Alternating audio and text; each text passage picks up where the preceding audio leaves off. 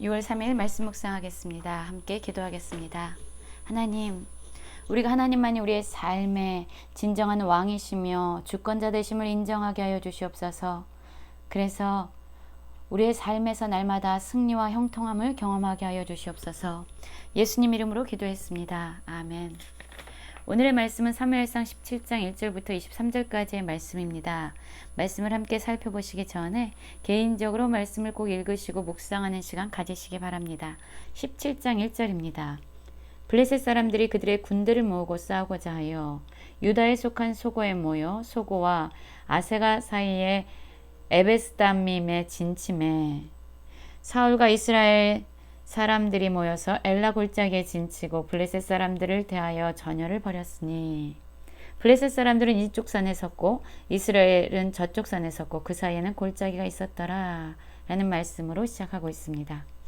블레셋 사람들은 이스라엘 백성을 끊임없이 침략했고 전쟁으로 대치하고 있었습니다. 하나님께서는 블레셋 사람들을 한 번에 치실 수도 있는데 그들을 남겨두셨어요. 왜냐하면 블레셋 사람들로 말미암아 이스라엘 백성들은 하나님을 기억했고 그들이 위기에 빠질 때마다 하나님께 부르짖어 도우심을 구했기 때문입니다. 우리의 삶에도 여전히 해결되지 않는 문제나 여전히 우리가 가져야 될 약함들이 있습니다. 오히려 그 약함으로 말미암아 하나님 안에 거할 수 있는 우리 안에 그리스도의 능력이 강하게 나타날 수 있는 그러한 축복의 통로가 될 수도 있는 것이지요. 17장 4절을 보면은요. 블레셋 사람들의 진영에서 싸움을 도두는 자가 왔는데 그의 이름은 골리앗이요 가드 사람이라. 그의 키는 6규빗 한 뼘이요 머리에는 노투구를 썼고 몸에는 비늘 갑옷을 입었으니 그 갑옷의 무게가 놋 5,000세겔이며 라는 말씀으로 이어가고 있어요. 오늘 말씀에서 보면은요, 골리앗이 등장합니다. 이 골리앗은요, 블레셋의 가드 사람입니다. 키가 6규빗 한 뼘인데요. 오늘날로 말하면 약 2.9m, 거의 3m에 달하는 엄청나게 큰 키죠. 그리고 그가 노투구를 썼고 비늘 갑옷을 입었는데 그 갑옷의 무게가 놋 5,000세겔이라고 나와 있어요. 즉 오늘날로 하면 55kg에 해당되는 무게입니다. 그리고 그의 다리에는 놋 각반을 쳤고 어깨 사이에는 놋 단창을 메었으며 그 창 자루는 배틀채 같고 창 날은 철 600세겔이며 방패든 자가 앞서 행하더라 라고 말해요. 창의 날이 거의 7kg에 될 정도로 어마어마한 무게를 가지고 있었다는 겁니다. 이 블레셋의 모습만 봐도요 엄청나죠. 이 모습을 날마다 이스라엘 백성들이 보고 있었어요. 17장 8절을 보면은요. 그가 서서 이스라엘 군대를 향하여 외쳐 이르되 너희가 어찌하여 나와서 전열을 벌였느냐. 나는 블레셋 사람이며 너희는 사울의 신복이 아니냐. 너희는 한 사람을 택하여 내게로 내려보내라. 그가 나와 싸워 나를 죽이면 우리가 너희의 종이 되겠고 만일 내가 이겨 그를 죽이면 너희가 우리의 종이 되어 우리를 섬길 것이다 라고 날마다 이스라엘 백성을 모욕하고 있었습니다. 10절 보면은요. 이 블레셋 사람이 또 이르되 내가 오늘 이스라엘 군대를 모욕하였으니 사람을 보내어 나와 더불어 싸우게 하라 한지라. 모욕한 이유는요. 이스라엘 백성 중에 3명을 뽑아서 자기와 싸움을 하고자 그들을 지금 돋아놓고 있는 것입니다. 왜냐하면 이 전쟁에서의 승리가 당연히 자기에게 달렸다고 생각했기 때문이에요. 골리앗은요, 이 전쟁에서 당연히 내가 이기지 라는 자신감으로 이스라엘 군대를 모욕하고 있습니다. 그럴 때 이스라엘 백성과 사울의 반응은 어떠했을까요? 11절 보면은요. 사울과 온 이스라엘이 블레셋 사람의 이 말을 듣고 놀라 크게 두려워하더라 라고 말하고 있어요. 여러분, 사울은요 이스라엘의 왕입니다. 이스라엘 백성이요 왕을 하나님께 요구할 때에 그 이유가 있었어요. 우리도 다른 이방 나라처럼 강하기 원한다. 그리고 우리를 대신해서 전쟁에 나아가 싸워줄 왕이 필요하다라고 이야기했습니다. 결국 이스라엘 백성들이 왕을 요구한 거는요. 그들을 위해서 전쟁에 나가서 싸워서 승리를 거둬주기 사람을 원했던 거예요. 그러나 지금 사울의 모습은 어떻습니까? 그는 지금 이스라엘 백성들과 동일하게 놀라하고 크게 두려워하고 있었던 것이죠. 전쟁에 나갈 엄두가 없었던 것입니다. 여러분, 블레셋 사람들과의 전쟁에서요, 이스라엘 백성은 승리한 경험들이 많이 있어요. 사무엘과 이스라엘 백성들이 미스바에 모여서 금식하며 회개하면서 기도하고 있을 때에 블레셋 사람들이 이것을 듣고 전쟁하러 옵니다. 이스라엘 백성들은 아무런 준비가 없었어요. 그런데 이 블레셋 사람들이 전쟁을 하러 왔다라는 이야기를 듣고 그들은 사무엘에게 이렇게 요구하죠. 우리를 위해서 하나님께 부르짖어 달라. 그래서 우리를 블레셋의 손에서 구원해 달라고 하나님께 간구하라고 요청합니다. 그때 하나님은 어떠셨어요? 그곳에 큰 우레를 보내시고 블레셋 사람들을 완전히 전쟁에서 패배케 하셨습니다. 하나님이 전쟁에서 개입하시고 그들이 하나님께 도움을 구했을 때, 그들이 하나님의 왕 되심과 그분의 주권을 인정했을 때 하나님께서는요, 블레셋 사람들을 완전히 패배케 하심으로 말미암아 이스라엘에게 승리를 안겨주신 분이에요. 또 우린 지난번에 살펴보았죠. 이스라엘 백성과 블레셋 사람들이 진을 치고 있었습니다.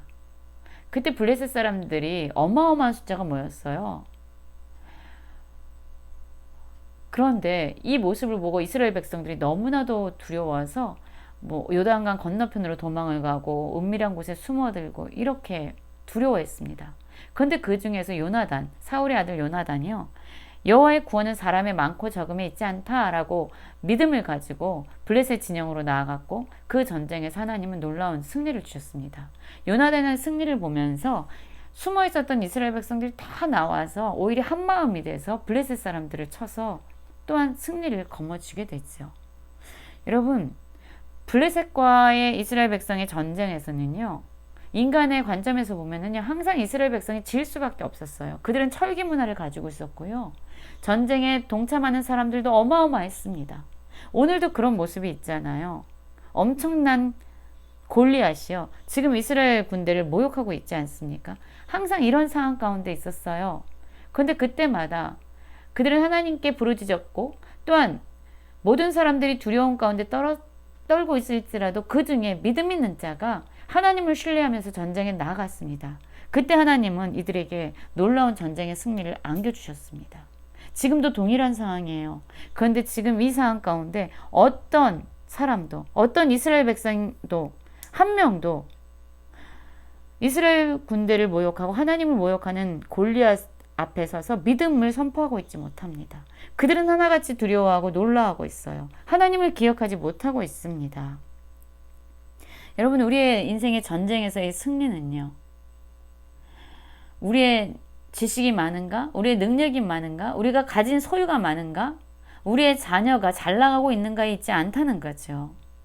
우리의 삶에서 진정 우리가 하나님을 믿음으로 붙잡고 있는가? 하나님이 우리의 삶의 주인이신가? 하나님이 진정 우리의 삶을 인도하시고 주장하시는 왕임을 우리가 인정하고 있는가에 달려있다는 것을 우리는 기억해야 합니다. 우리의 삶에 문제가 있는 것은요, 우리를 멸망시키고자 함이 아니라 우리로 하여금 하나님을 기억하게 해서 하나님을 붙잡게 하고자 하는 하나님의 이런 선한 본심이 있는 것이죠. 이런 모습과 다르게 또한 다윗이 나옵니다. 다윗은 이새의 아들의 막내 아들이었습니다. 이새에겐 8아들이 있었는데요, 우리는 어제도 살펴보았잖아요. 막내 아들이었어요. 이새의 세 아들 엘리압과 아비나답과 삼마는 이 사울과 함께 전쟁 가운데 나가 있었습니다. 날마다 골리앗의 모욕하는 소리를 듣고 있었던 것이죠. 그런데 다윗은 막내라서 어디에 머물고 있냐면요, 아버지와 함께 아버지의 양을 치면서 있었어요. 그런데 아버지가 그에게 심부름을 시키죠. 지금 내 형들을 위해서 볶은 곡식 한 에바와 이 떡 10덩이를 가지고 진영으로 속히 가서 내 형들에게 줘라. 그리고 치즈 10덩이를 가져다가 그들의 천부장에게 주고 내 형들의 안부를 살피고 증표를 가져오라 라고 말합니다. 이때가 언제냐면 사울과 그와 이스라엘 모든 사람들이 엘라 골짜기에서 블레셋 사람들과 싸우던 중이에요. 날마다 골리앗의 그 모욕적인 이야기를 듣고 있는 중이에요.